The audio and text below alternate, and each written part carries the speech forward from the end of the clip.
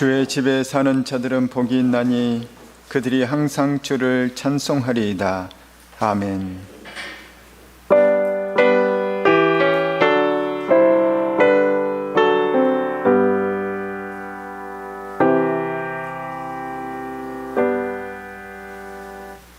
하나님께 감사와 영광을 올려드립니다.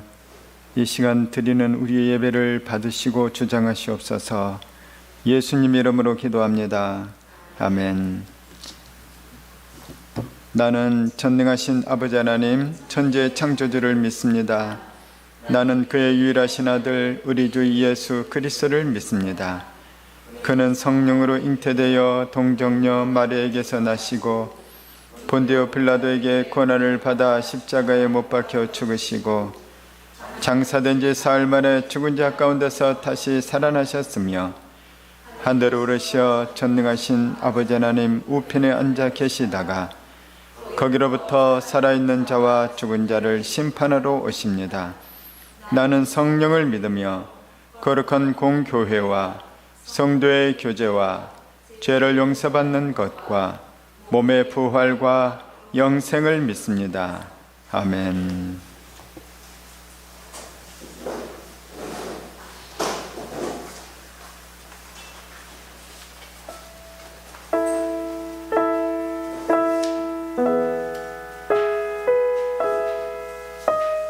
아, 7월 첫째 주 이렇게 또 와주셔서 감사합니다.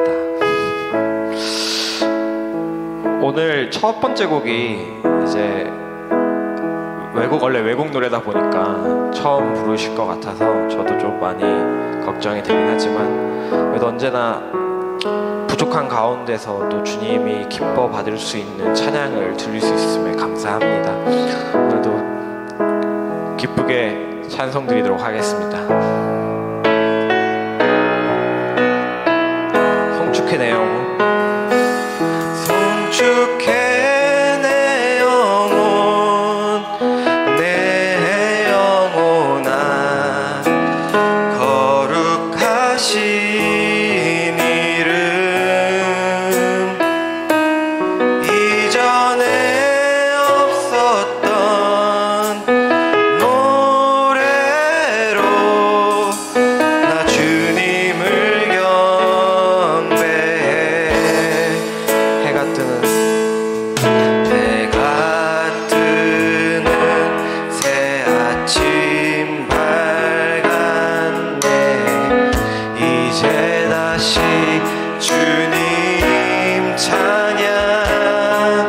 무슨 일이나 어떤 일이 내게 놓여도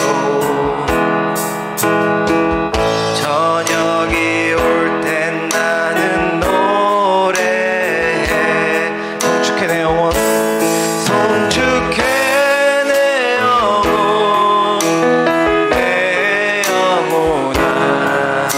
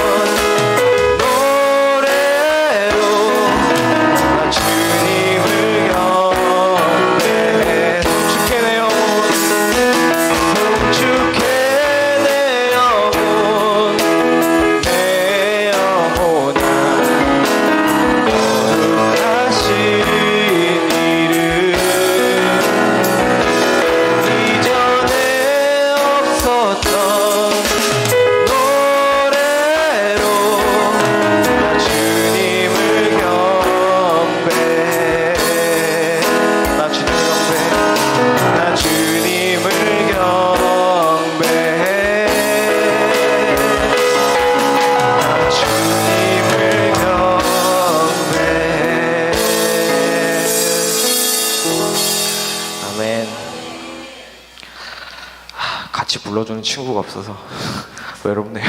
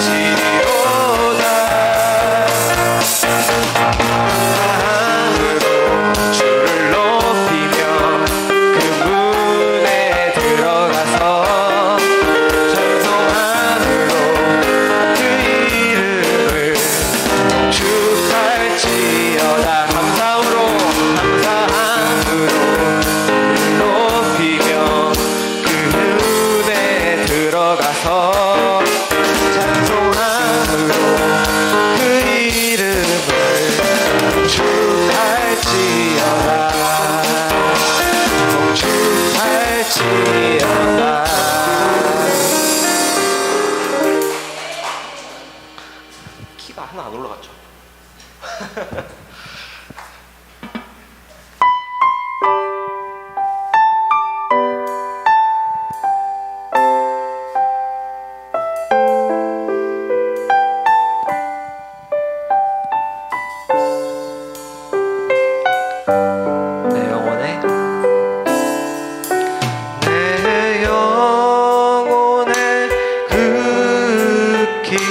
깊은 데서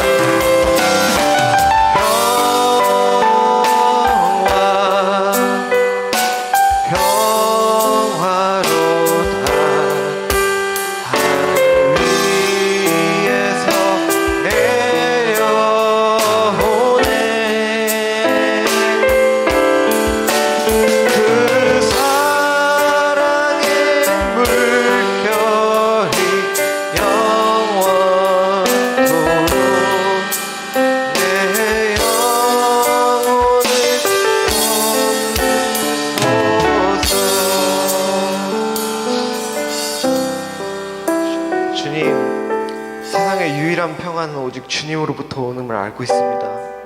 하지만 주님, 저희가 계속 세상 속에서 그 안에 평안을 찾으려고 합니다. 이 시간 온전히 주님 안에서 평안 찾기 원합니다.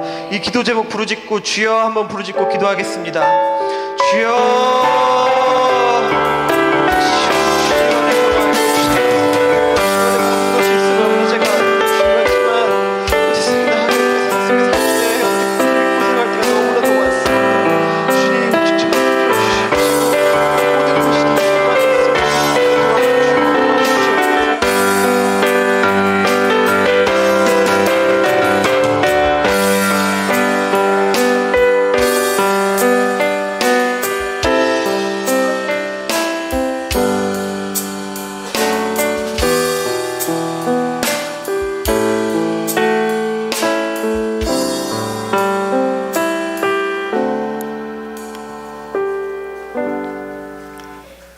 기도드리겠습니다.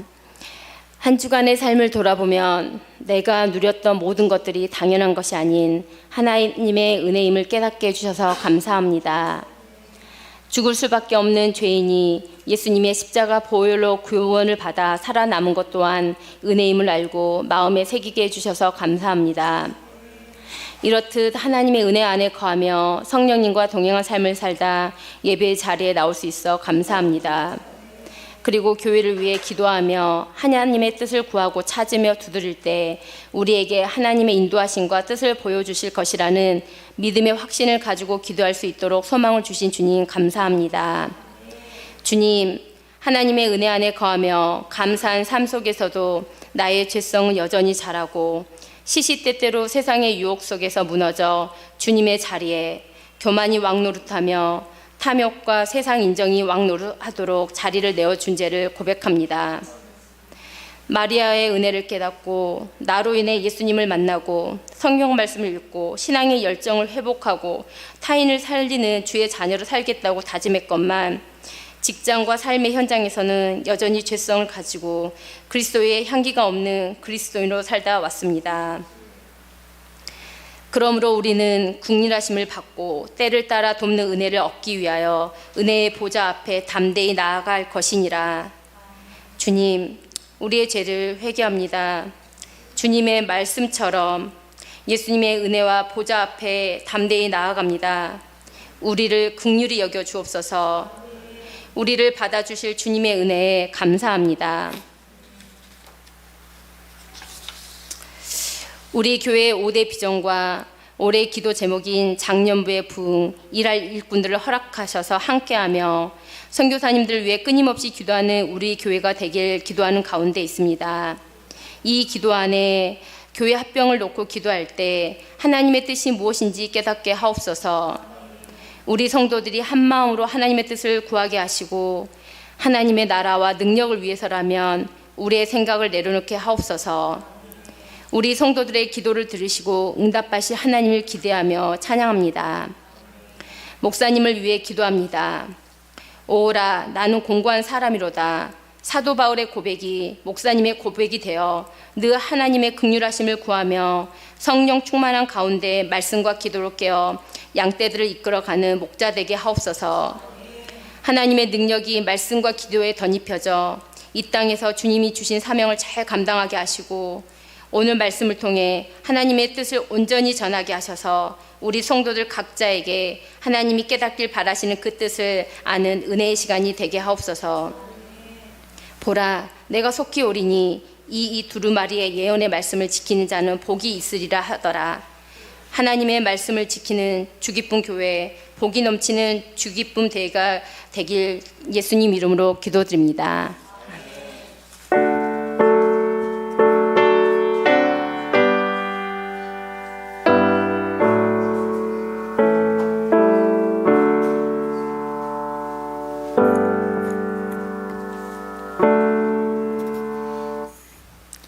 네, 예배 참석하신 모든 분 환영합니다.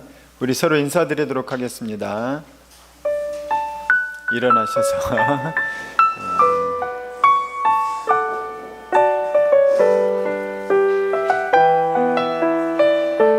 네, 우리 이증권 집사님 오랜만에 방문하셨습니다.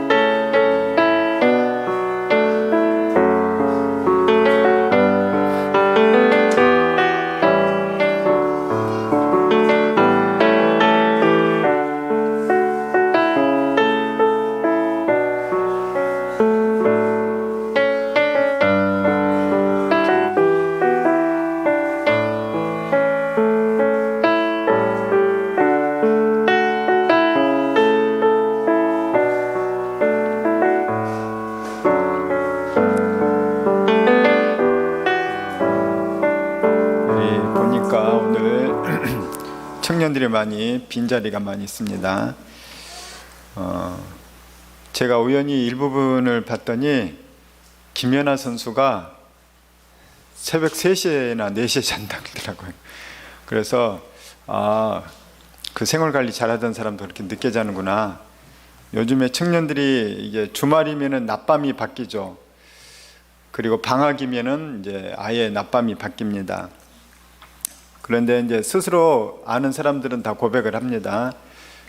주말에 낮밤이 바뀌어서 좋은데 월요일 날 너무 힘들다는 거예요. 이제 그렇게 되면은 사이클이 무너져서 그리스도인들은 예배를 통해서 또 삶의 규칙이 잡혀져 가는 사람인데 우리 청년들은 자체 방범대원을 세우셔서 토요일 밤에 일찍 잠을 잘 수 있도록 서로가 서로를 격려할 수 있기를 바라요. 그래서 잠을 늦게 자면은 아침에 도저히 못 일어납니다. 오늘 특별히 여러 명의 청년들이 빠졌는데 빠지면은 제가 신방을 해야 됩니다. 할 수 없이 언제 불시에 신방을 할지 모르니까. 오늘 지난주에 전도를 했습니다. 칼갈이 전도를 했고 금요일 날 올렸더니 금요일 날 한 분이 왔고 토요일 날 7분이 왔어요. 그래서 총 8분이 왔는데 일단 오면은 우리 교회 와서 칼 가는 동안은 붙잡혀 있어야 됩니다. 그래서 제가 칼을 갈고 또 사모님하고 우리 또 이순재 집사님 토요일 날은 함께 계셔서 여러 가지 말씀했는데 특별히 믿음의 사람들이 4분은 기독교인이고 1분은 카톨릭이고 그 중에 한 권사님이 오셔가지고 소고기를 한 2kg 이상 사주셨어요. 오늘 여러분 드시는 것이 그 권사님 소고기 제가 칼갈이 앵벌이해서 여러분 먹이는 겁니다. 그래서 여러분들이 맛있게 드시면 되겠고 또 생수전도를 했습니다. 근데 생수전도 날이 너무 무더워서 생수전도 했는데 또 받아가는 사람 감사함으로 받고 어떤 사람 무거워서 또 안 받고 그러기도 하더라고요. 그래도 하여튼 예수님이 생수 되시기 때문에 생수전도 또 하면 또 귀한 열매가 있을 줄 압니다. 생수전도 통해서 어떤 할머니를 만났는데 자기가 교회를 옮기려고 한다고 교회가 너무 멀어서 나이가 들어서 힘들다고 그래서 이제 우리 교회에 한번 오시라 그랬더니 새벽 기도부터 오신다고 하더라고요. 그래서 저랑 사모님이랑 둘이 드립니다 그랬더니 약간 고민하시더라고요. 그래서 여러분이 나오라고 할 수도 없고 그래서 이 지역 주민을 더 새벽 기도할 수 있도록 할 수 있는 성도들을 많이 전도해야 될 것 같습니다. 오늘 오후에 새교회 우리 집사님들과 함께 방문합니다. 함께 기도 부탁합니다. 하나님께 봉헌 드리겠습니다.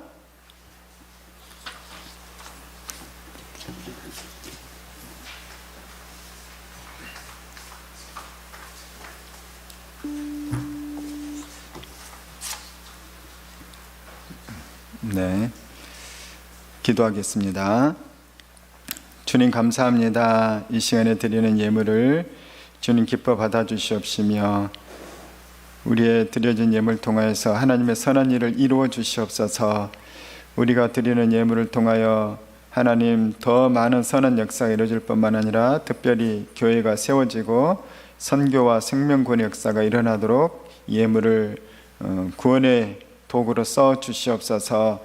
하나님 드리는 이들의 귀한 믿음 축복하여 주시옵시고 이들의 드리는 모든 것들이 인생이 되고 시간이 되고 영혼이 되어서 모든 것이 하나님께로 왔고 하나님께로 돌아갈 것을 기억함으로 드리는 인생 되도록 하여 주시옵소서.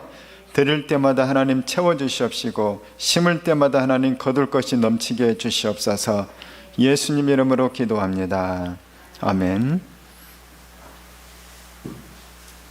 우리에게 주신 말씀 같이 봉독하겠습니다. 하나님의 뜻을 따라 그리스도 예수의 사도로 부르심을 받은 바울과 형제 소수대대는 고린도에 있는 하나님의 교회 곧 그리스도 예수 안에서 거룩하여지고 성도라 부르심을 받은 자들과 또 각처에서 우리 주 곧 그들과 우리의 주 되신 예수 그리스도의 이름을 부르는 모든 자들에게 하나님 우리 아버지와 주 예수 그리스도로부터 은혜와 평강이 있기를 원하노라. 아멘. 오늘 말씀에서 우리 마지막 3절 9절이 계속해서 우리가 대하고 있는 말씀입니다. 은혜와 평강이 있기를 원하노라. 이 내용은 사도 바울의 거의 대부분의 서신서 첫 부분과 마지막 부분에 나오는 이 인사말이 바로 은혜와 평강입니다. 그런데 이 은혜와 평강이라는 말씀을 우리가 관용적인 일반적인 용어로 사용하기보다는 살아있는 말씀으로 사용할 수 있기를 원하여서 지난주에는 은혜에 대해서 또 이번 주에는 평강에 대해서 우리가 다시 한번 살펴보기 원합니다. 지난주에 은혜에 대해서 우리가 받았습니다. 은혜는 무엇입니까?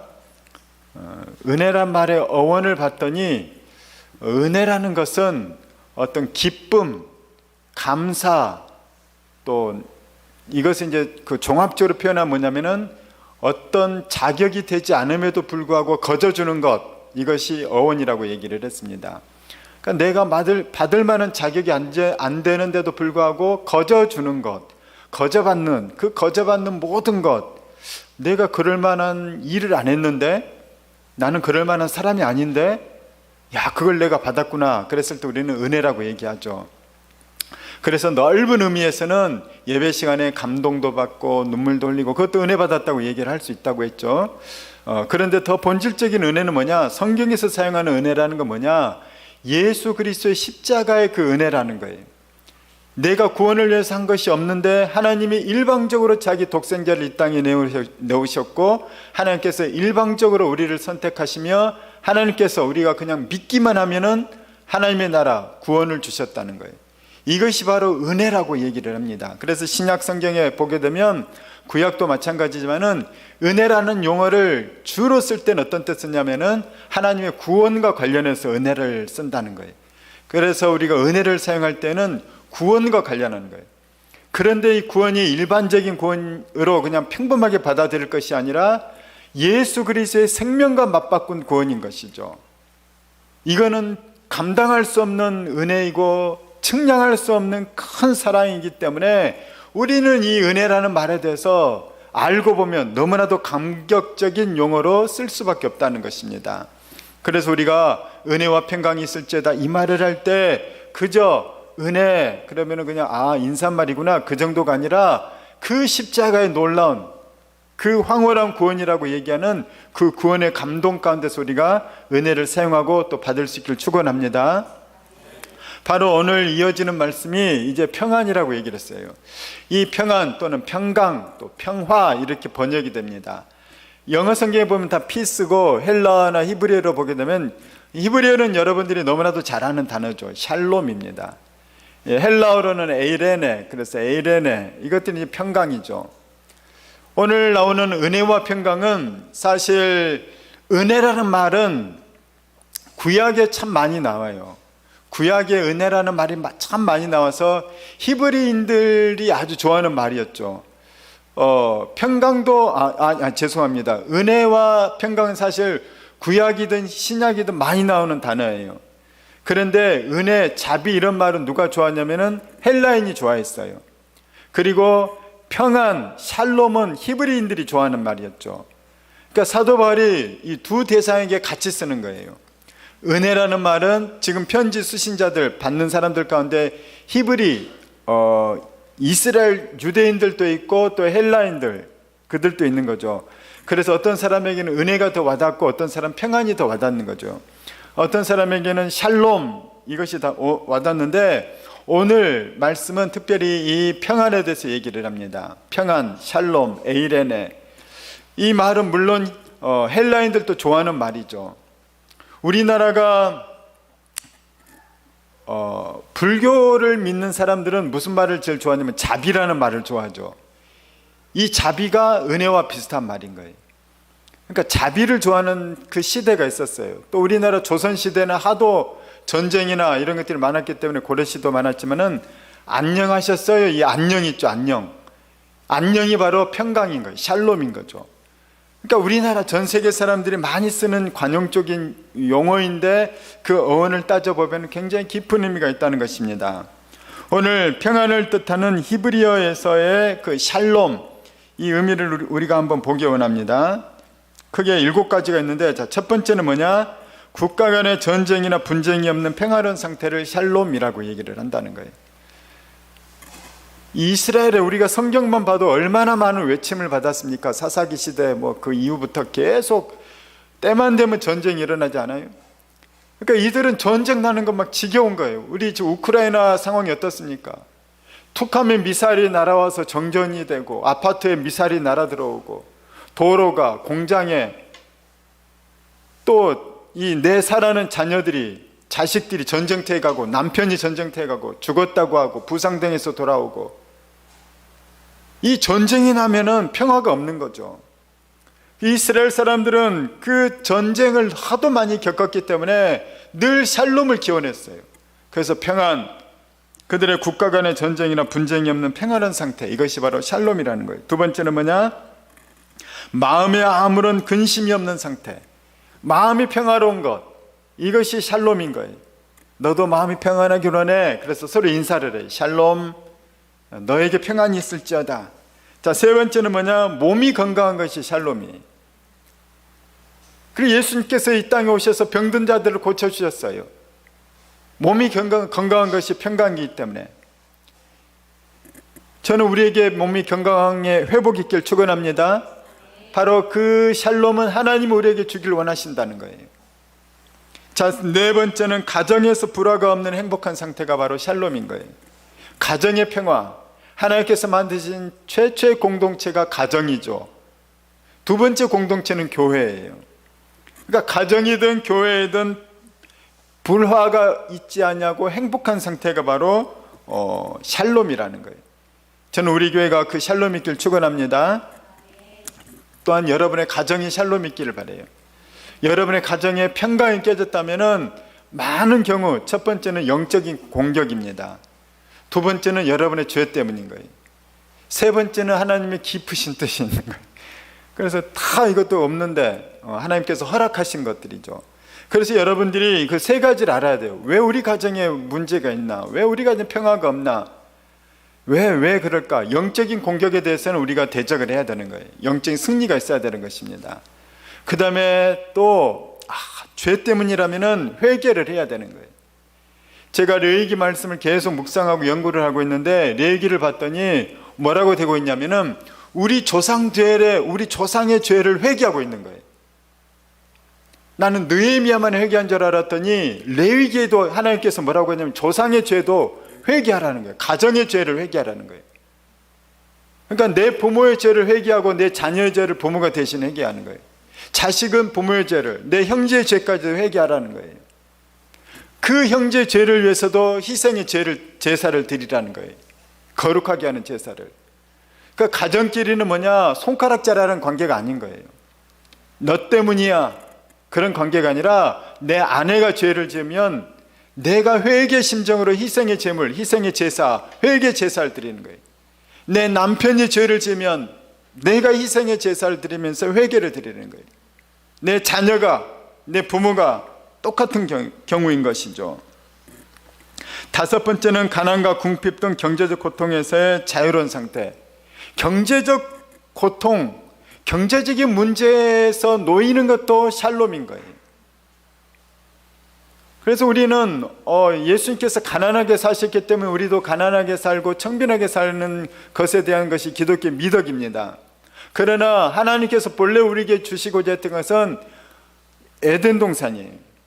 에덴 동산에서 하나님께서 주신 게 뭐냐면 복을 주신다고 했어요. 복을 주신다. 풍성함인 거죠. 그러니까 샬롬이라는 건 뭐냐면은 이 경제적인 회복대 일어나는 것이 바로 샬롬이라는 거예요. 저는 여러분이 경제적인 회복대 일어나길 축복합니다. 사도 바울은 뭐냐면은 사도 바울은 빌립보서에서 내가 풍부에 처할 줄도 알고 가난에 처할 줄도 알았다는 거예요. 일체 비결을 배웠고 능력 주시는 자 안에서 내가 모든 것을 감당할 줄 알았다는 거예요. 하나님께서 허락하시면 어떤 때는 가난할 때도 있고 어떤 때는 풍족할 때도 있는 것이죠. 그러나 하나님께서는 요한복음 10장 10절 말씀처럼 너희에게 풍성함을 주기를 원하신다는 거예요. 그 풍성함 가운데는 마음의 풍성함, 관계의 풍성함뿐만 아니라 물질의 풍성함도 포함된다는 거예요. 하나님께서 특별한 이유가 있어서 특별한 시기에는 가난을 허락하시기도 하고 일부러 가난하게도 하셔요. 그러나 하나님께서 우리에게 더 주고자 하는 것은 풍성함이라는 거예요. 저는 여러분이 그 풍성함을 누리기를 축복합니다. 그러나 더 중요한 것은 풍성함 가운데 유혹에 빠지지 않는 거예요. 죄에 들지 않는 거예요. 이스라엘은 그 풍성함 가운데서 죄에 빠졌어요. 오히려 우상 숭배와 쾌락에 빠졌다는 거죠. 그러니까 하나님이 수없이 고민한다고 얘기했죠. 유럽이 얼마나 풍성한 물질의 풍성함 가운데 있습니까? 지금 전 세계에서 가장 이 기독교적인 가치관을 가진 나라들 중에서 타락한 나라들이 유럽이에요. 그들이 얼마나 도덕적으로 성적으로 많이 타락했는지 몰라요. 마약이 가장 많이 유통되는 곳이 유럽과 미국 아닙니까?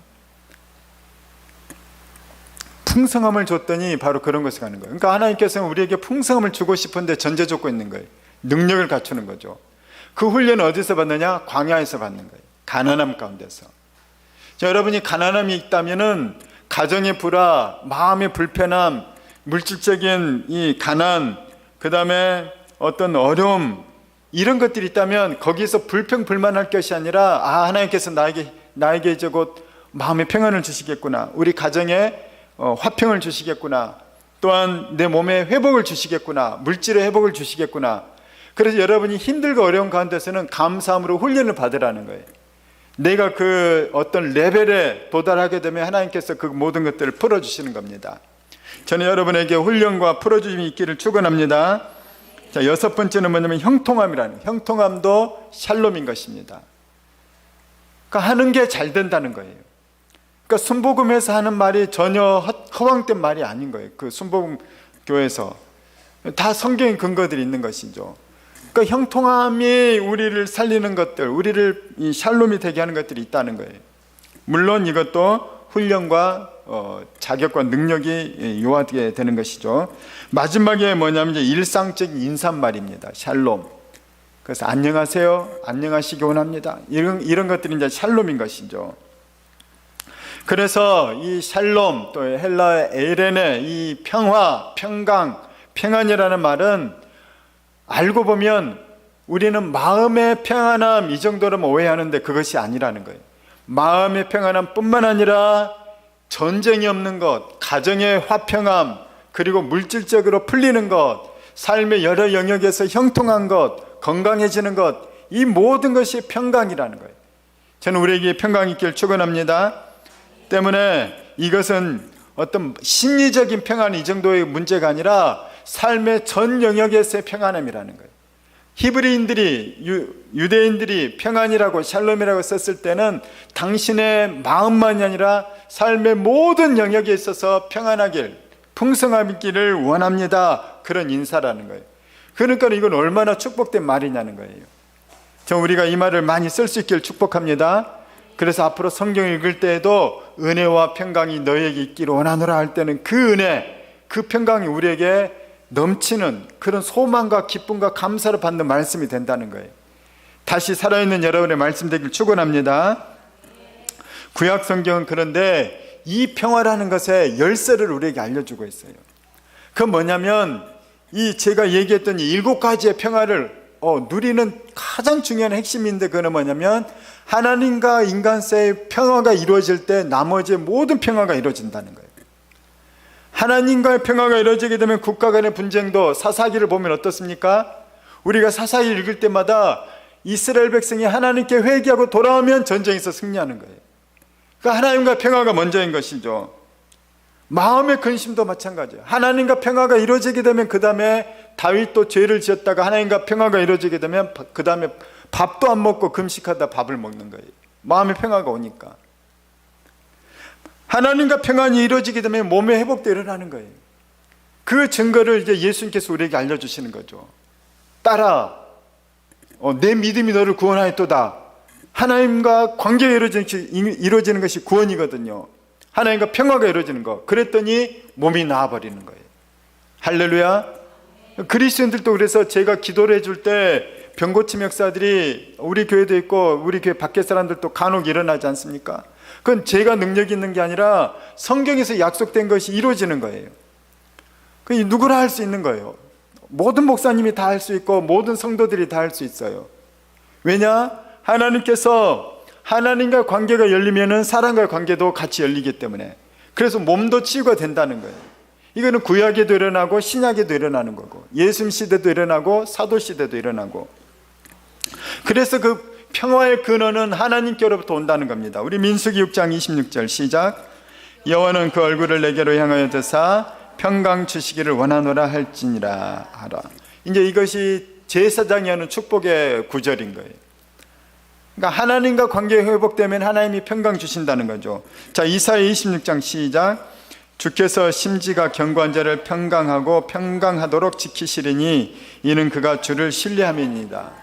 하나님과 관계 회복돼서 하나님을 믿고 그 구원의 관계, 그 친밀함의 관계 속에 들어가게 되면 그의 심지가 견고하고 그 믿음이 견고할 때 그에게 평강을 주신다는 거예요. 여러분 지금 평강이 깨진 사람이 있습니까? 평강을 수시로 도둑질 당하는 사람이 있습니까? 마음이 무너졌기 때문이에요. 그냥 내가 스스로 다 잡는 나의 마음이 아니라 하나님을 신뢰한 그 믿음이 무너졌기 때문이에요. 하나님을 믿으니 나를 믿으라 예수님 말씀하셨어요. 하나님께 온전히 내 맡기고 하나님께 간구하고 하나님께서 주시는 지혜로 길을 찾아 나가면 반드시 길이 열려요. 구하고 찾고 두드리는 이에게 반드시 해결점이 찾아진다는 거예요. 그런데 그 하나님을 믿지 못하기 때문에 평안을 잃어버리는 거예요. 저는 우리에게 평안이 회복되길 축원합니다. 자, 하나님께서는 우리에게 이렇게 평안을 주기를 원하시는 거예요. 자, 그런데 우리가 다시 한번 보게 되면은 세상 사람들이 특별히 평안을 누리지 못하고 있습니다. 인류는 평안을 누리지 못하는 인류가 되어버렸죠. 그래서 많은 세상 사람들이 인사가 뭐냐면은 안녕하시기를, 평안하기를, 당신에게 평강이 있기를, 이런 인사를 많이 하는 거예요. 국가마다. 왜냐? 사람들은 다 평안하지 않기 때문이죠. 이미 평안하면 그런 인사를 하지 않다는 거죠. 왜 그렇게 되느냐? 하나님과 관계가 바로 서 있지 않기 때문에, 하나님과 관계가 평안하지 않기 때문이죠. 무엇 때문에 하나님과 관계가 평안하지 않죠? 죄 때문인 거예요. 아담과 하와의 선악과 사건 이후로 모든 인류는 다 하나님과 불편하게 돼 있어요. 아담이 선악과 따먹고 나서 제일 처음 한 일이 뭡니까? 하나님 앞에서 처음 한 일. 하나님 나타나자마자 불편해서 나무 뒤에 숨어버렸어요. 평안을 빼앗겨버린 거예요. 그런데 아담만 불편한 게 아니라 하나님도 우리를 볼 때 불편한 거예요. 노아 시대를 보십시오. 노아 시대를 봤더니 창세기 6장에 보게 되면 그들이 다 육신이 되어버렸다는 거예요. 하나님 불편해요. 왜 불편하느냐? 다 죄만 짓고 있거든요. 여러분 그렇지 않아요? 그냥 아름답게 있으면, 좋게 있으면 보기 좋죠. 그런데 어떤 사람 보면 불편합니까? 저는 우리 동네 밑에 보면은 막 밤 12시, 1시에 보게 되면 가끔씩 자기 먹은 걸 밖에 이렇게 내놓는 사람도 있어요. 불편하잖아요. 우리 뉴스 보면은 막 살인 사건이 나고, 강간 사건이 나고, 사기 사건이 나고, 불편하잖아요. 우리도 불편하죠. 죄 짓는 모습 보면. 하나님께서 우리를 보니까 막 불편한 거예요. 하나님이 인간들을 보니까 다 불편한 거예요. 그러니까 사람 사이에도 평안이 없는 거죠.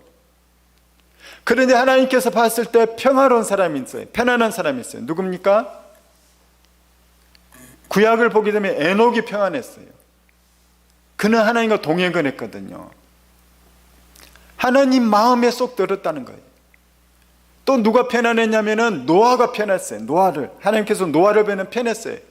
왜 그랬는가? 성경 보게 되면 노아는 당대의 의인이더라. 노아를 그렇게 평가하는 거예요. 하나님 앞에서 의롭게, 사람들 앞에서 의롭게 살았다는 거예요. 그러니까 하나님 보기에 너무 편한 거예요. 또 하나님께서 편한 사람이 있었습니다. 누굽니까? 아브라함인 거예요. 아브라함은 좀 모자라고 부족한 것들이 가끔 있는데 믿음으로 산 거예요. 주님 말씀하시면 막 가버려요. 바로바로 순종하는 거예요. 부족하지만 믿음으로 사는 거예요. 그러니까 하나님이 참 편한 거죠. 그런데 한 명 한 명 볼 땐 편안했는데 하나님께서 이제 축복하기를 결정하셨고 모든 인류를 다 편안한 관계 속으로 들어오기를 결정하셨어요. 그 시작을 이제 아브라함인 거예요. 그 아브라함으로부터 후손을 이제 낳게 해서 그 후손들이 민족이 되게 하고 국가가 되겠죠. 그들이 바로 이스라엘이에요.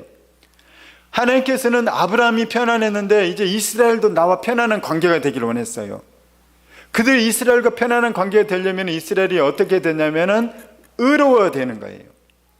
그 의로움의 율법을 가르쳐 주신 것이 바로 모세 오경이죠. 특별히 레위기인 거예요. 그래서 그들이 이렇게 살아라. 이렇게 살면 너희가 의롭게 되고 내가 너희를 봐도 편안하고 너희들도 내 앞에서 올 때 편안하다는 거예요. 그럼에도 불구하고 너희들이 죄를 짓고 편안하지 않게 될 것을 하나님이 다 알고 계셨던 거예요. 그래서 너희들이 죄를 지었을지라도 나한테 편안하게 올 수 있도록 너희가 제사를 드리라는 거예요. 희생의 제사. 그래서 순념소, 순양, 숫소 이런 걸 가지고 번제를 드려서 그 피 흘림으로 자기들의 죄사함을 받게 하고 그들이 하나님께 나오게 했다는 거예요. 그래서 이들이 이제 그 제사를 드리고 하나님께 나올 때는 하나님과 관계가 평화롭게 된 거예요. 그런데 알고 봤더니 뭡니까? 그 희생의 어린 양, 희생의 제물들이 예수 그리스도를 상징하는 거였죠. 때문에 오늘을 살아가는 우리들도 하나님께 나아가는 예수를 믿는 사람들도 우리가 수시로 죄를 짓기 때문에 다시 하나님께 편안한 관계로 나아갈 때는 예수 십자가의 공로를 덧입고 그의 피를 힘입어서 하나님께 나아간다는 거예요. 이것이 우리가 평안함을 누리는 것이죠. 저는 우리가 그 평안을 누리길 축원합니다. 그런데 문제는 뭐냐면 세상은 그걸 모른다는 거예요. 세상 사람들은 다 자기가 원하는 대로 살아가고 있다는 것이죠. 세상은 평강의 길을 모른다는 거예요. 우리 로마서 3장입니다. 시작. 깨닫는 자도 없고 하나님을 찾는 자도 없고 다 치우쳐 함께 무익하게 되고 선을 행하는 자는 없나니 하나도 없도다. 그들의 목구멍은 열린 구멍이요 그 혀로는 속임을 일삼으며 그 입술에는 독사의 독이 있고 그 입에는 저주와 악독이 가득하고 그 발은 피 흘리는데 빠른지라. 파멸과 고생이 그 길에 있어 평강의 길을 알지 못하였고.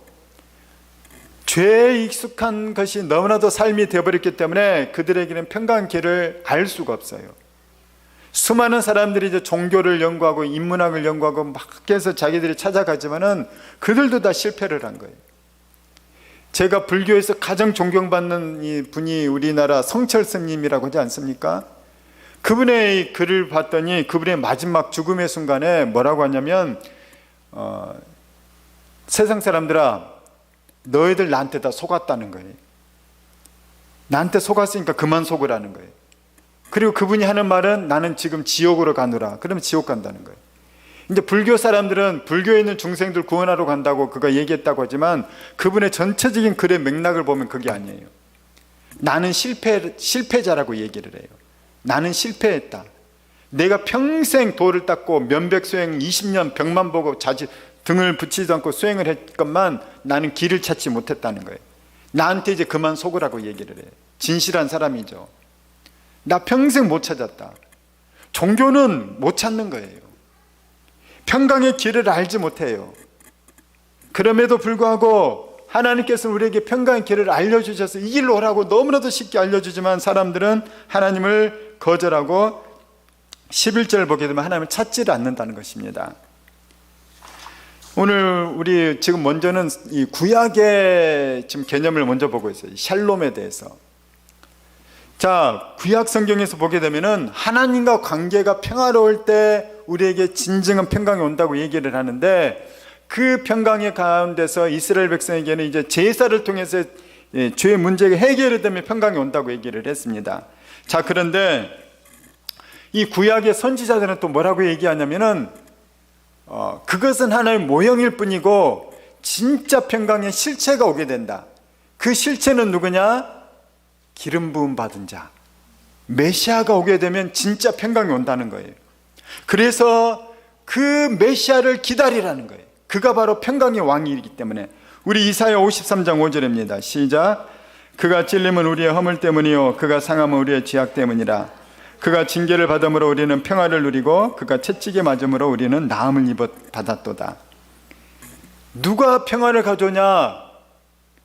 고난당하신 메시아, 희생 제물로 죽어가시는 그 메시아만이 우리에게 진짜 평화를 준다는 거예요. 그가 징계를 받고 그가 채찍에 맞고 그가 우리의 허물 때문에 죽어갈 때 우리에게 평화가 오는 거예요. 레위기에 나오는 그 희생 제물의 어린 양이 가죽이 벗겨지고 각이 떼어지고 피 흘림을 당하고 불에 태워지는 희생 제물로 되어질 때 이스라엘 백성이 한시적인 평화를 누렸던 것처럼 이제 실체 영원한 평강을 가져온 분은 메시아라는 거예요. 그분이 이렇게 죽을 때 이런 희생 제물이 되어질 때 우리에게 평강이 온다는 것이죠. 그래서 그분은 그런 비참하게 죽는 분이지만은 그냥 힘없고 연약한 비참한 분이 아니라 그분은 어떤 분인지 그 메시아의 실체에 대해서 구약성경 선지자는 우리에게 알려주고 있죠. 이사야 9장 시작. 이는 한 아기가 우리에게 낳고 한 아들을 우리에게 주신 바 되었는데 그의 어깨에는 정사를 메었고 그의 이름은 기묘자라 모사라 전능하신 하나님이라 영존하시는 아버지라 평강의 왕이라 할 것임이라. 그 정사와 평강에 더함이 풍성하며 또 다윗의 왕자와 그 나라에 군림하여 그 나라를 굳게 세우고 지금 이후로 영원히 정의와 공의로 그것을 보존하실 것이라. 만군의 여호와 열심히 이를 이루시리라. 그분은 누구냐? 평강의 왕이죠. 진짜 평강을 우리에게 가져오실 분은 한 아기라는 거예요. 이 땅에 육신으로 오신 예수 그리스도라는 것이죠. 그래서 신약 성경은 바로 이어지는 거예요. 이것이 한 아기가 태어난다는 거예요. 이사야가 예언했던 그 한 아기가 태어난다는 거예요. 그분은 누구냐? 우리 누가복음 2장입니다. 시작. 오늘 다윗의 동네에 너희를 위하여 구주가 나셨으니 곧 그리스도 주시니라. 14절. 지극히 높은 곳에서는 하나님께 영광이요 땅에서는 하나님 기뻐하신 사람들 중에 평화로다 하니라.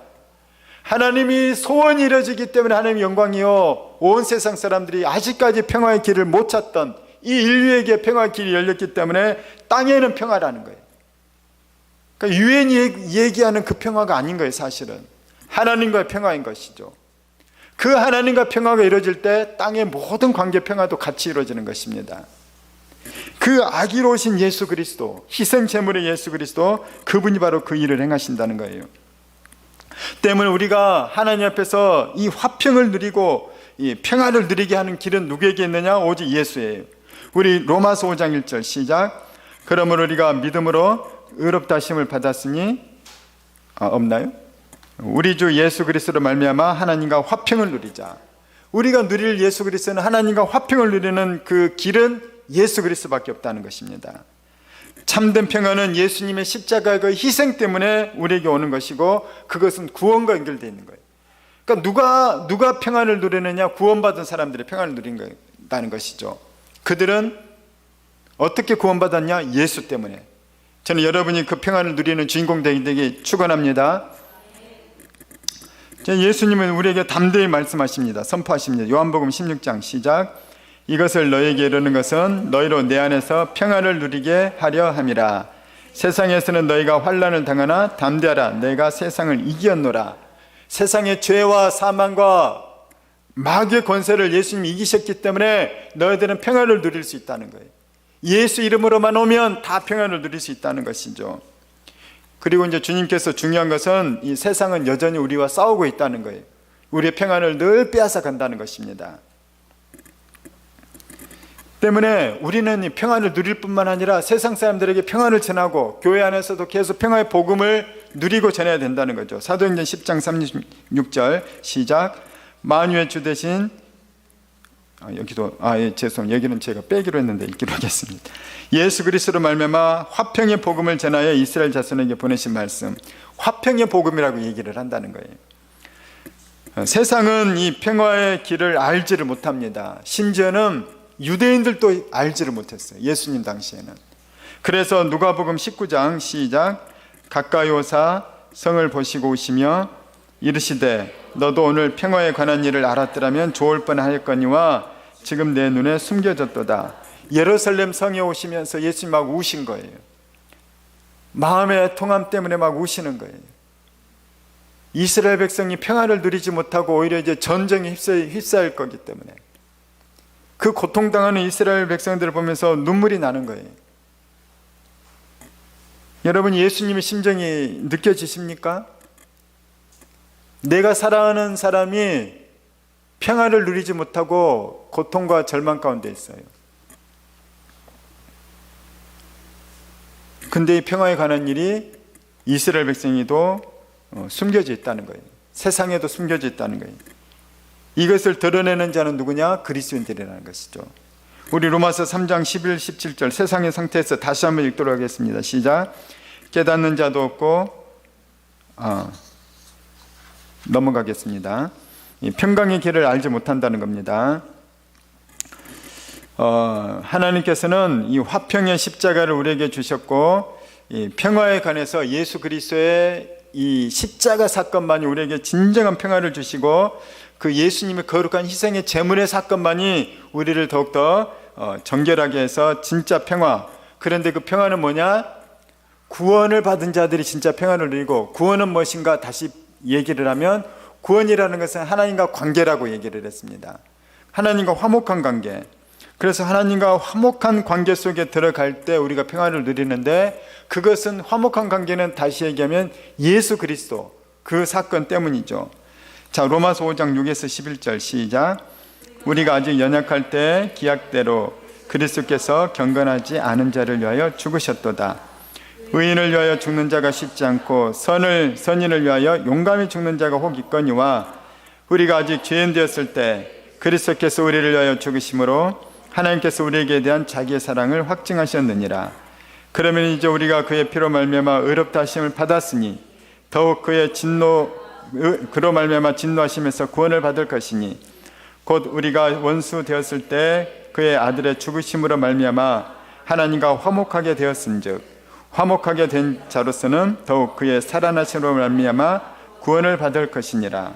그뿐 아니라 이제 우리로 화목하게 하신 우리 주 예수 그리스도로 말미암아 하나님 안에서 또한 즐거워하느니라. 전에 우리가 죄인 되었을 때는 하나님과 불화했죠. 심지어 오늘 뭐라고 하냐면 10절에 보게 되면 하나님과 원수됐다고 얘기를 해요. 하나님과 불편한 거예요. 죄인들의 특징은 하나님과 불편해요. 그러니까 세상 사람들이 하나님을, 교회를 불편하는 것 가운데 하나가 내 죄 때문인 거예요. 교회에 나오는 것을 힘들어하는 이유 가운데 하나가 내 죄 때문인 것이죠. 그래서 그리스도인들은 뭐를 얘기하냐면 그들에게 정죄와 판단, 비난보다는 이 평화의 복음을 전해야 된다는 거예요. 예수 그리스도로 말미암은 평화의 복음. 그래서 예수로 말미암아서 모든 죄가 사함받게 되고 하나님은 화평을 원하시고 우리에게 하나님과 평화롭게 되기를 원하는 그 복음에 대해서 우리가 전해줄 때, 우리가 그들이 하나님 속으로 다시 들어올 수 있도록 하는 힘을 받게 한다는 것입니다.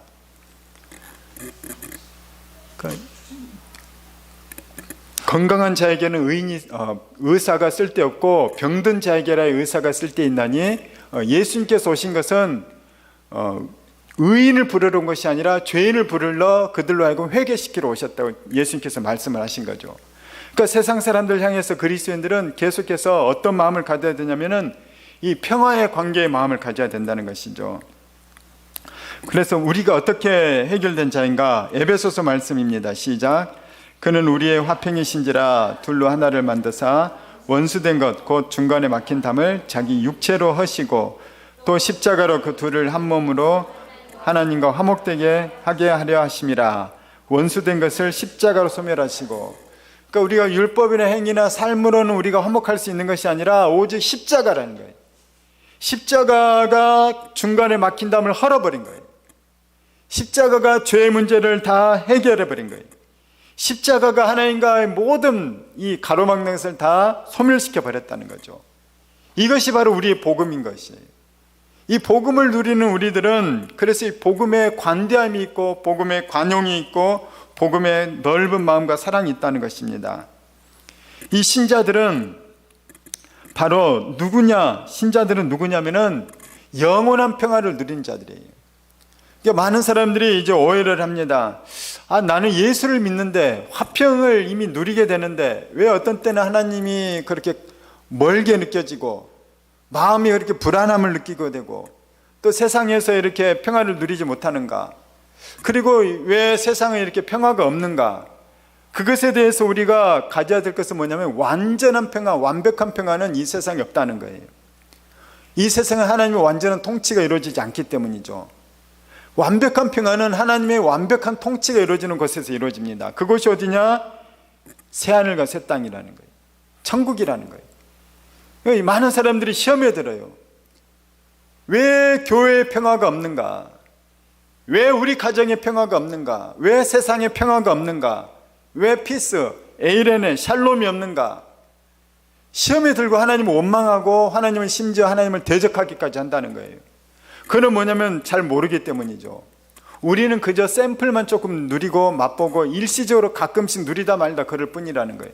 그래서 성령 충만한 사람 더 많이 받고 또 하나님께 순종하는 사람 많이 받지만은 많은 사람은 그렇지 못하죠.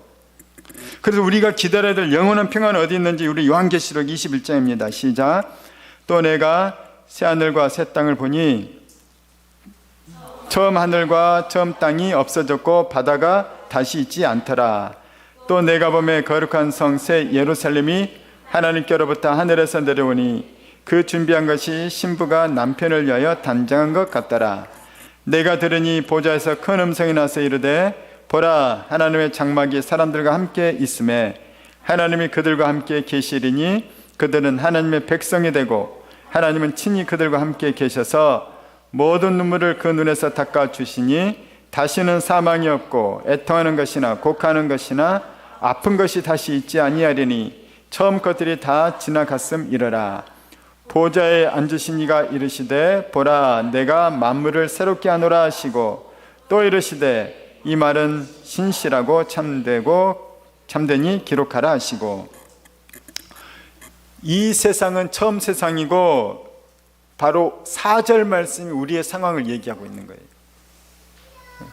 세상에는 이런 것들이 있을 수밖에 없고 심지어는 믿는 가정이나 교회 안에도 이런 일이 있게 된다는 것이죠. 자, 그럼에도 불구하고 어떤 사람은 더 많은 평화를 누리고 어떤 사람은 더 적은 평화를 누린다는 거예요. 똑같은 교회를 다녀도. 저는 여러분이 기왕에 교회 다니는 거 더 많은 평화를 누리길 축복합니다. 자, 그러면 어떻게 해서 평화를 더 많이 누릴 수 있는가? 성경 우리에게 너무 관대하기 때문에 많은 길을 알려주고 있습니다. 자, 골로새서 3장 15절 시작. 그리스도의 평강이 없나요? 그리스도의 평강이 너희 마음을 주장하게 하라. 너희는 평강을 위하여 한 몸으로 부르심 받았으니 너희는 또한 감사하는 자가 되라. 그러니까 평강을 주장하는 사람이 되려면 누구냐면 감사하는 자들이. 누가 평화를 누린다고요? 첫 번째는 감사하는 자가 평화를 누리는 거예요. 불평, 불만, 비난, 좌절, 실망, 낙담 이런 사람은 평강을 못 누립니다. 감사하는 거예요. 제가 얼마 전에 누구를 만났는데 교통사고가 났대요. 근데 뭐라고 하냐면은 진짜로 차는 많이 상했는데 몸을 많이 안 다쳤더라고요. 그래도 이것밖에 안 다쳐서 감사해요. 그런 사람이 평안을 누리는 거예요. 자, 두 번째는 누굽니까? 마태복음 5장 24절 시작. 예물을 제단 앞에 두고 먼저 가서 형제와 화목하고 그 위에 와서 예물을 드리라. 누가 평안을 누리냐면은 예배 드리기 전에 예배만 드리면 다 화목 평안해, 그게 아니라는 거예요. 무턱대고 예배 드린다고 다 평안하고 기도한다고 다 평안한 것이 아니라는 거예요. 하나님께서는 뭐라고 하냐면은 너 불화한 사람이 있으면 화목하고 오라는 거예요. 화목하고 화해하고 오라는 거예요. 그 사람이 안 받아줘도 사과하고 오라는 거예요. 그때 우리는 예배가 열리고 평화가 우리에게 임하는 것입니다. 자, 누가복음 7장 시작. 예수께서 여자에게 이르시되 내 믿음이 너를 구원하였으니 평안히 가라. 구원받은 사람 평안을 누리는데 그 구원의 방편은 믿음이죠. 그러니까 믿는 사람이 평안을 누리는 거예요. 그렇죠? 로또가 어제 발표가 됐나요? 우리 중에 누가 65억 1등이 발표가 됐어요. 그런데 이 사람이 빚이 20억이 있어요. 오늘 평안할까 안 평안할까요? 빚이 20억이 있지만 로또 65억을 받았기 때문에 평안한 거예요 지금. 왜죠? 로또를 믿기 때문에. 이거 내가 농협에 가서 찾나요? 어디서 찾나요? 농협에 가면은 이걸 내가 받을 거기 때문에 평안한 거예요. 내 영혼 평안해. 나 항상 편하도다. 너 빚 20억 있잖아. 근데 당첨된 거 아무한테 말을 못하죠. 이 사람은 평안한 거예요. 그리스도인이 바로 그런 사람인 거예요. 믿고 구원받은 사람은 평안을 누리는 것입니다. 자, 시편 119편 누가 평안하냐? 시작. 주의 법을 사랑하는 자에게는 큰 평안이 있으니 그들에게 장애물이 없으리이다. 여호와여, 내가 주의 구원을 바라며 주의 계명을 행하였나이다. 주의 법을 사랑하는 자, 주의 법을 사랑하는, 하나님 말씀을 사랑하는 자에게 평안이 있는 거예요. 하나님 말씀을 사랑함으로 묵상하고 읽고 암송하면은 그 사람에게 평안이 임합니다. 하나님과 관계가 회복되기 때문이죠. 자, 빌립보서 4장 9절 시작. 너희는 내게 배우고 받고 듣고 본 바를 행하라. 그리하면 평강의 하나님이 너희와 함께 계시리라. 말씀을 믿고 그대로 순종하며 행하는 사람에게는 평강이 임한다는 거예요. 왜 평강이 없냐? 말씀을 자꾸 불순종하기 때문에 평강이 없어요. 말씀을 아는 것은 중요하지 않아요. 하나라도 순종하는 거예요. 지식은 교만하게 하지만 말씀을 순종하면은 그에게 평안하게 합니다. 디모데후서 2장 말씀 시작. 또 너는 청년의 정욕을 피하고 주를 깨끗한 마음으로 부르는 자들과 함께 의와 믿음과 사랑과 화평을 따르라. 어리석고 무식한 변론을 버리라. 이에서 다툼이 나는 줄 알미라. 우리 청년들, 젊은 사람들은 청년의 정욕을 피하고 주를 깨끗한 마음으로 부르는 자들, 청년부 지체들과 또는 장년부 지체들과 의와 믿음과 사랑과 화평을 훈련하고 배우고 따르라는 거예요. 할렐루야. 여러분들이 평강을 누리는 방법이, 세상에 가보십시오. 유튜브 자꾸 보고 인스타 세상 사람들의 메시지 자꾸 봐요. 더 여러분 폭력적이 되고 평화를 잃어버립니다. 그러나 믿음 안에서 믿음의 지체들의 간증을 듣고 믿음의 고백을 듣고 할 때마다 이 평화를 누리는 것이죠. 특별히 23절 보면 어리석고 무식한 변론을 버리라는 거예요. 이에서 다툼이 납니다. 평화를 잃어버리는 거예요. 다시 얘기하면은 말싸움에서 이기려고 하지 말라는 거예요. 교회 안에서도 쉐어링 하다가 말싸움하지 마시길 축원합니다. 저 틀렸는데 이렇게 하면서 말싸움에서 꼭 이겨먹으려고 하지 말라는 거예요. 언젠가 깨닫게 될 거야. 근데 내가 아는 대로만 얘기해주고 그렇다고 하더라고요. 이렇게 얘기해주고 그걸로 맞추세요.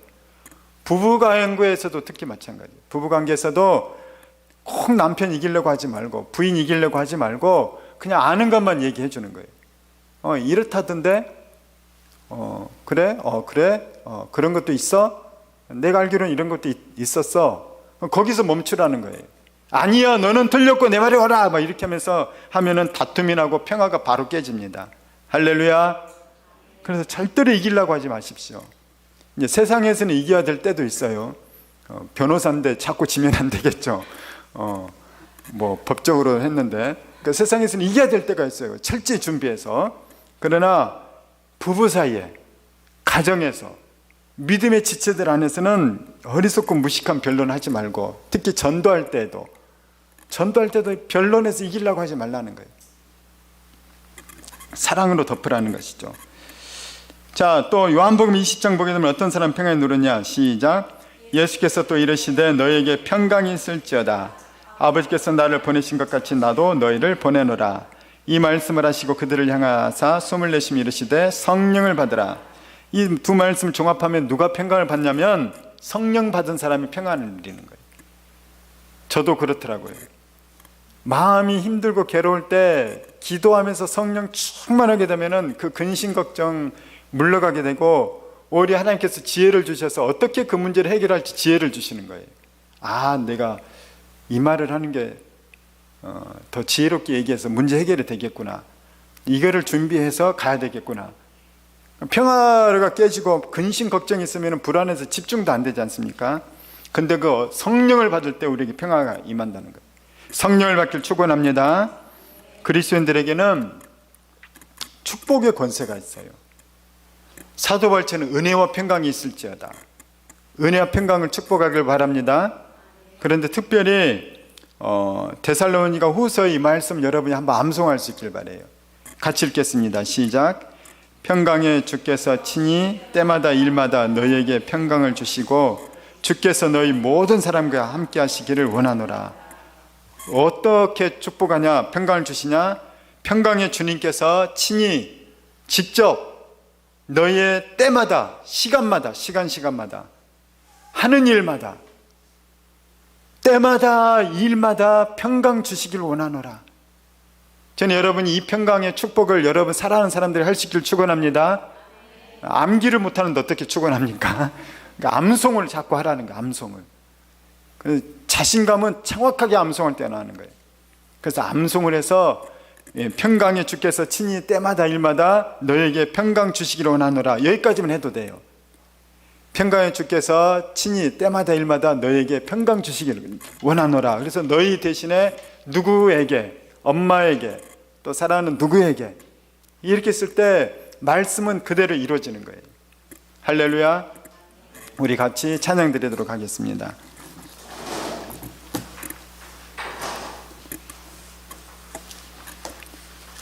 찬송가 412장.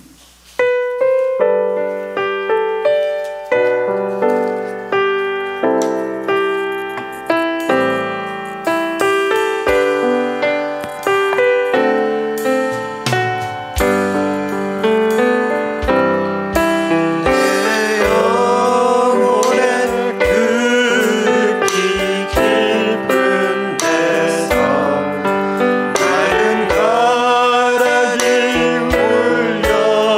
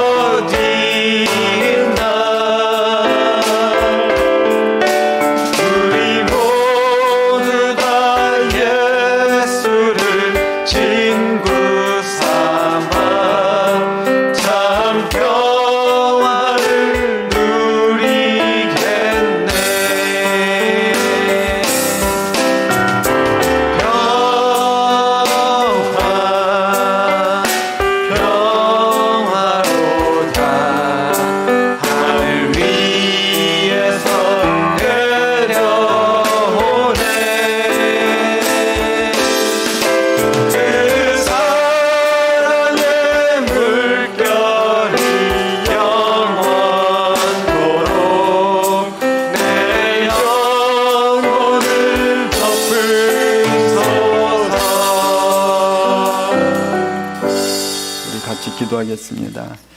하나님, 세상에는 평화가 없습니다. 아직도 전쟁과 근심과 불안과 염려와 걱정과 모든 폭력들과 날카로운 언어들과 이런 모든 것들이 우리를, 이 세상을 감싸고 있습니다. 하나님께서 우리에게 주시고자 하는 것이 평화인 것을 감사합니다. 온전한 평화, 아무것도 근심 걱정이 없고 전쟁이 그치고 가정이 화목하고 몸이 건강하며 마음에 불안함이 없고 하는 일에 형통함이 있고 다시는 애통함이나 사망이나 저주가 있지 아니한 그 영원한 평화를 우리에게 주기를 원하시는 하나님을 찬양합니다. 우리가 주님께 나아갈 때마다 심지가 견고한 자에게, 믿음의 사람에게 평화를 주신 하나님을 찬양합니다. 우리가 이 세상 예수 믿으면서도 평화를 누리지 못하였습니다. 자꾸 세상을 바라봤고 세상의 풍조를 따랐고 세상 사람들이 하는 것처럼 나도 따라하며 살며 있다 보니 우리가 이 평화를 자꾸 놓치게 되었습니다. 이 시간 우리가 다시 한번 회개하기 원합니다. 다시 말씀으로 돌아가면, 믿음으로 돌아가면, 하나님의 성령을 받으며 주의 계명을 순종하고 배우고 따르면 평화를 분명히 주시고 더 많은 평강을 누릴 수 있는데, 우리는 지난주에도 누리지 못하고 불평하고 불안하고 두려워하고 낙담하고 좌절하고 왔습니다. 하나님, 평안을 주시옵소서. 그 샬롬을 주시옵소서. 그 에이레네를 주시옵소서. 구약에 말씀하신, 신약에 말씀하신 사도들이 그 축복했던 그 놀라운 평화를 우리에게 주시옵소서. 예수 그리스도로 말미암은 그 구원의 평화를 주시옵소서. 궁극적으로는 하늘의 평화이지만 지금 이 땅에서도 예수 이름으로 받고 성령의 능력으로 받을 수 있는 그 평화 우리에게 주시옵소서. 평화를 우리만 누릴 뿐만 아니라 하나님 평화의 사도가 되어서 세상에 평화를 전하는 사람들 되게 하여 주시옵소서. 우리 가정에 평화 주시옵소서. 우리 친지들에게, 우리 친구들에게 평화 주시옵소서. 같이 기도하겠습니다. 하나님 아버지, 하늘의 평화, 영원한 평화, 하나님 주시는 평화가 아버지에 있기를 원합니다. 아버지 하나님, 다시 한번 예수 그리스도의 십자가의 보혈을 덧입어서 그 희생의 제물로 인하여서 하나님께 나아갈 때마다 하나님 예수로 말미암은 구원의 평화를 주시옵소서. 하나님 주시는 그 평화를 하나님 부어 주시옵소서. 하나님, 내가 하나님 앞에 나아갈 때, 다시 말씀으로 나아갈 때마다, 순종으로 나아갈 때마다, 하나님 기쁨으로 나아가고 감사로 나아갈 때마다, 하나님 언약에 기초하여 나아갈 때마다 평강을 다시 누리게 하여 주시옵소서. 세상 살아면서 빼앗겼던 평강 주님 주시옵소서. 사람들 바라보면서 빼앗겼던 평강 다시 회복시켜 주시옵소서. 나를 보며 절망하고 우울하고 좌절했던 것 이제는 다 쫓아내버리고 오직 평강 주시옵소서. 빼앗겼던 평강 주시옵소서. 성령에 임하여 주셔서 성령의 충만함 임하여 주셔서 평강도 함께 주시옵소서. 우리에게 평강 누리게 하여 주시옵소서. 평강이 없는 세상 가운데 평강을 잃어버리고 평강의 길을 잃어버린 세상 속에서 평강의 길을 찾아가고 평강의 길이 열려서 이 평강 누리게 하여 주시옵소서. 평강 나누게 하여 주시옵소서. 주여 평강 주시옵소서. 평강을 주시옵소서. 온전한 평강 주시옵소서. 우리 한 번 더 같이 기도합니다. 우리 교회의 합병을 위해서 기도할 때 하나님께서 주시길, 인도하시길 같이 기도하기 원합니다.